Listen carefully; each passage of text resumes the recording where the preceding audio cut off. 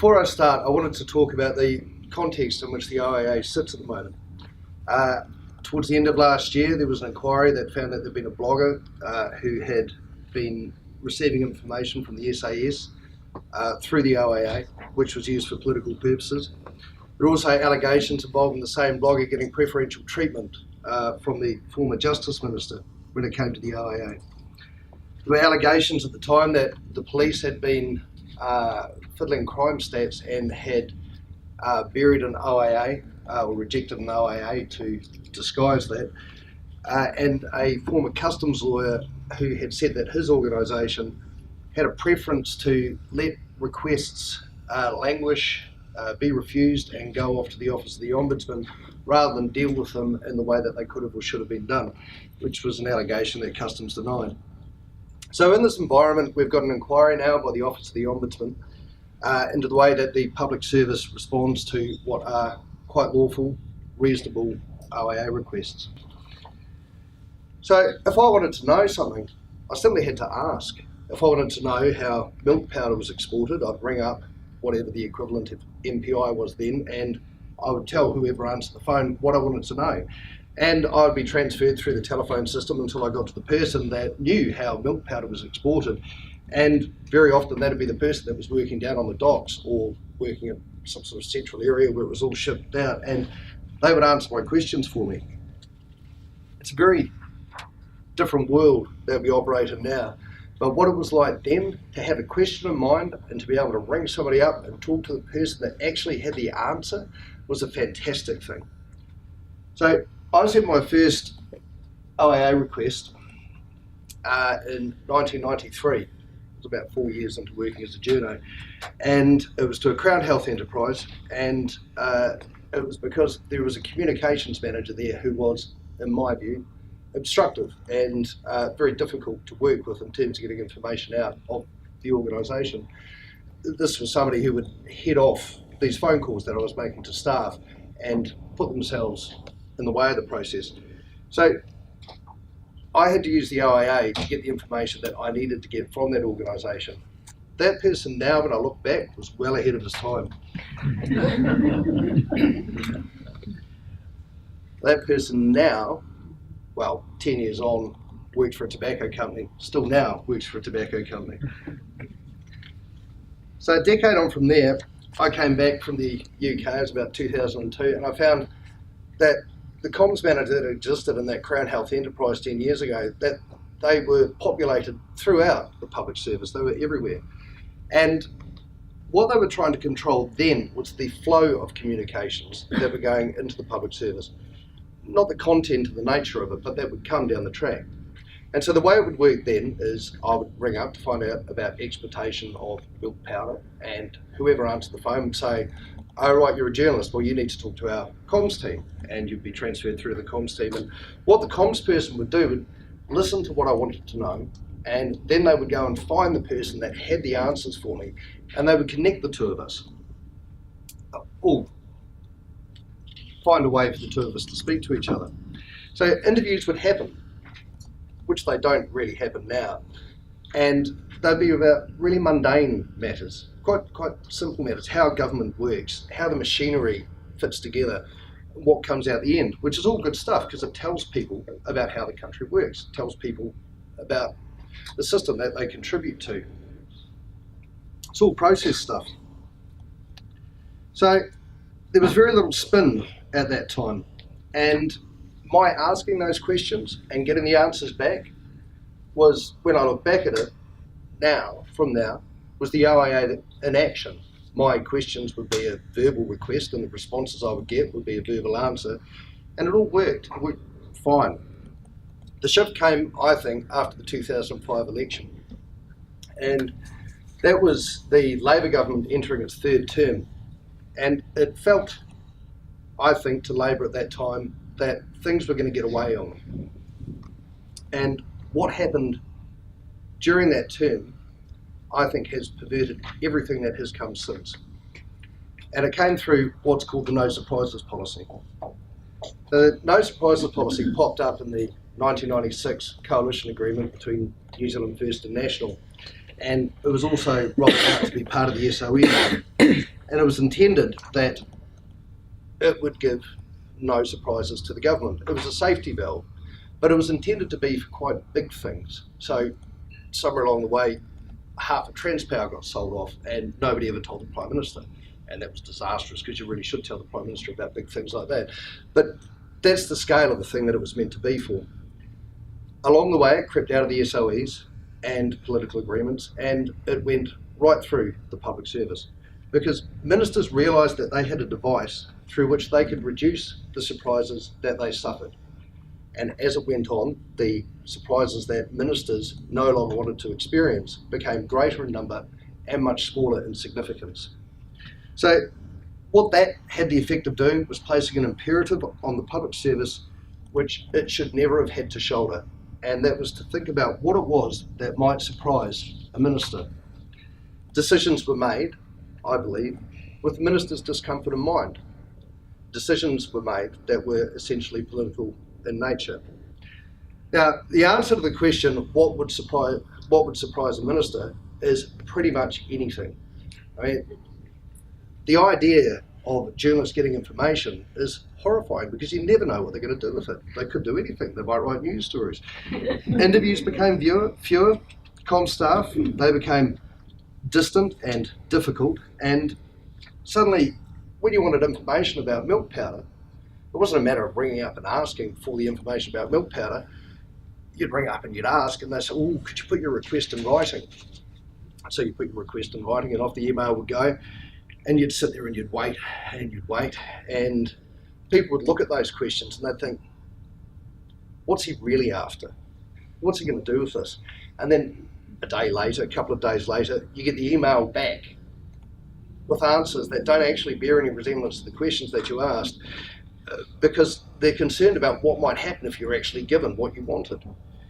You get given lines to fill a hole, like you need talent or lines to fill holes in a story, like a wall needs polyfiller to cover up the gaps that get knocked in it. The lines tend to arrive at 5 o'clock in the afternoon, just as the person that's sending it to me runs out the door. And the only time that we meet, the media and the public service, is at basically weddings and funerals, when things go really, really bad and they have to apologise for them, or really, really good and they want to crow about it. And the only interactions that you have are at the most senior of levels, and you don't ever get the opportunity to appreciate at a very granular level what most of the public service is doing. So we lost contact, and the relationship became more oppositional, and neither of us particularly knows what the other party is doing. The media, we still need information, and the less we were spoken to, or the less you spoke to us, the more OIA requests we put in. We turned to the law, and we expected that to give us the answers that we need. I put a lot of OIA requests in, easily more than 100 a year, I would say. And I have colleagues that probably ask at a similar level. And along the way, we started to suspect that we were getting screwed here too. Ministers don't like being surprised by anything. So OIA requests, they'd be processed and then they'd be sent off to the beehive so that they could have sign-off. And you can see the process. OIAs, which are being sent to media, and they get isolated as media or opposition political parties, they're classed as sensitive OIAs, and they need special attention. They need the ministerial eye applied to them. And it just baffles me, astonishes me that ministers would think that they actually have anything to do at all with that OIA process. 99 times out of 100, I don't believe they should. They have no role to play. So before long, you wind up with a situation where nobody wants to surprise the minister. I've been told of officials who decide to remove surprising material before it goes off to the beehive. I know of ministers who get these quite mundane requests going through the sign-off process, but the OIA arrives late because they sit there at night in their offices going through this process document that you've asked for, a couple of 100 pages of how something works, because that's all. Sometimes all we want to know is how the machinery of government works. they go through this thinking, what's that bastard looking for? What's he really after? And so where does that leave us? I think in a very dark, dark place. So I've a quite kinetic relationship with the public service because of some of the stories that I do. And because of that, I worried that I had a view that was overly dark. And I asked my colleagues whether or not they felt the same way that I do. And they did not. I was the cheery optimist. They thought far, far worse. And the impression that came back was that there was a failure of trust, that by commission or omission, we think many of those that handle the RA requests that we have, whether by direct or indirect influence, do not have the principles of the Act at heart. And the principles of the Act go to the public interest. We don't trust the responses that we get. Now, we could be completely wrong, and I might have made a horrible mistake in talking about these things, but because none of us talk to each other anymore, we don't really know. Caught between the beehive and the media, public service doesn't really know which way to face. Safety is the best way of operating. So one of the things that we get through this is the general dump, because you've started having these techniques that are used to get around the Act. You get an OIA goes in for something and you get a letter back saying, ooh, we need an extension, another 20 working days. So another 20 working days goes on, and then you chase it up and they go, oh yes, look, sorry about that. We'll get that to you as soon as we can. It's just approaching sign-off. Another 10 days passes and you think, no, this is really taking the mickey.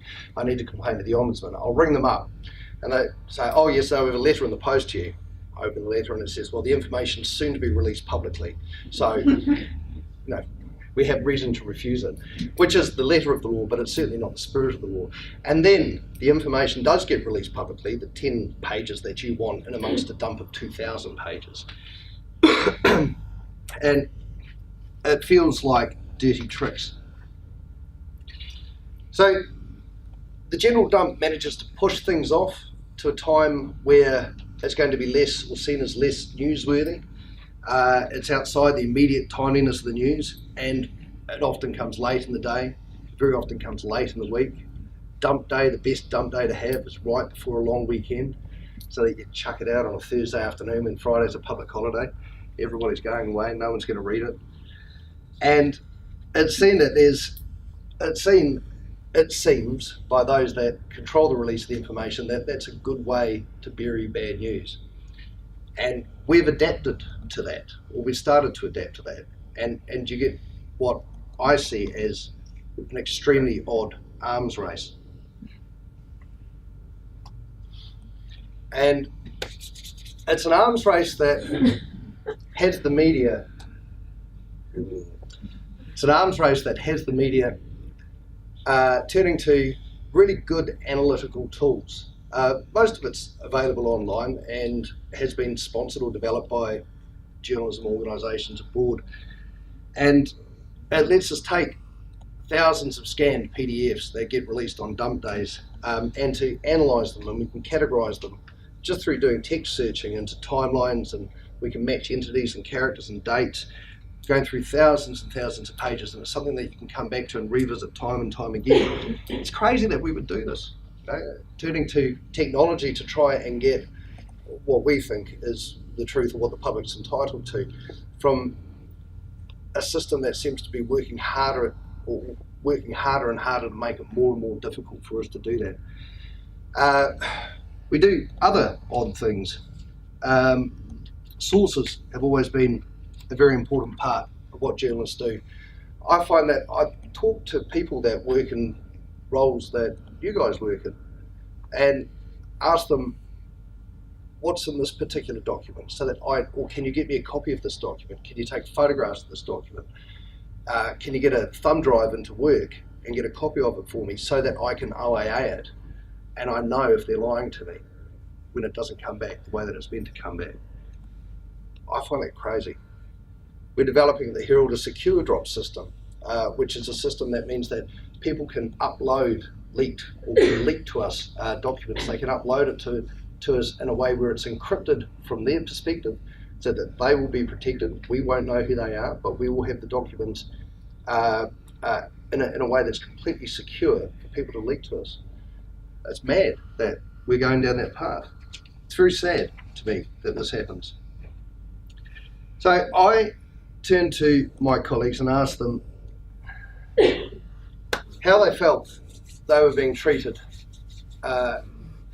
in terms of the OIA when it came to the guiding principles of the legislation. I asked them, does the way the public service handles your requests achieve the following? Does it enable more effective participation by the public in the making and administration of laws and policies? Sometimes, they thought, okay. Does it promote the accountability of ministers of the Crown and officials? No, not at all. Enhance respect for the law and promote good government in New Zealand? No, not at all. And there's a very experienced political journalist who said to me, the whole culture of the Wellington Public Service towards the OIA is governed by two things: the need not to embarrass your minister or your department, putting chances of promotion or even your job at risk, and the need to uphold the law, which public servants are more conscious of than you might think. The result is that public servants block requests for as long as they can and delete as much as they can using whatever section of the OIA Act that they can. An exception for me, and it's not an exception that covers the entire agency,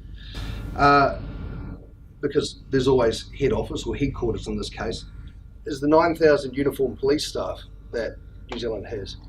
And the reason that that's exceptional in terms of dealing with the public service, to me, is because under their general orders, every single one of those uniformed staff is allowed to speak to the media. They are given explicit instructions in their basic orders that they can talk to the media. And so that means that when we turn up in a car crash and we say, so officer, what happened here? They can say, well, the car's crashed, and they're not breaking any rules doing that. If it happened for any other government department, we'd probably be told to send an email to the comms team, and then the comms team would come back to us a couple of days later and they'd tell us that one car was a Mazda and one was a Ford. But not necessarily that they crashed. But at police headquarters, the comms staff are not all that different than many others. I think that in many ways they're better, but they're not that much different. But the general police staff, general police uniform staff, are allowed to talk. And I think that's one of the best advertisements that the police has for the work that they do. For all the criticisms that they face, they have largely professional men and women that are able to speak freely to anybody that they encounter. And that's a great advertisement. From the perspective of police headquarters, I think it's a signal of a willingness to be open, a willingness to be honest to a degree, and having the courage to back your staff to do their jobs. I think it's really important that they believe in their staff, their uniform staff, and they back them to do their jobs. That's why they're free to talk. Across other departments, it's not always possible to do that when the beehive comes calling. So 2015, we've got an ombudsman's inquiry. It's 31 years after the OIA came into practice and 33 years after the legislation was passed. And to me, it's incredible that during that time, government has not become automatically open, transparent by default. That after 30 years of dealing largely with the same type of information, we should know, everybody should know, what can be withheld and what can be released. Instead, it's become far more clumsy and cluttered and difficult to get information which people should be entitled to, not media, but people should be entitled to as a right, as citizens. To me, after all that time, there should be fewer secrets and no surprises, not for anyone in society, particularly not for citizens. Thank you.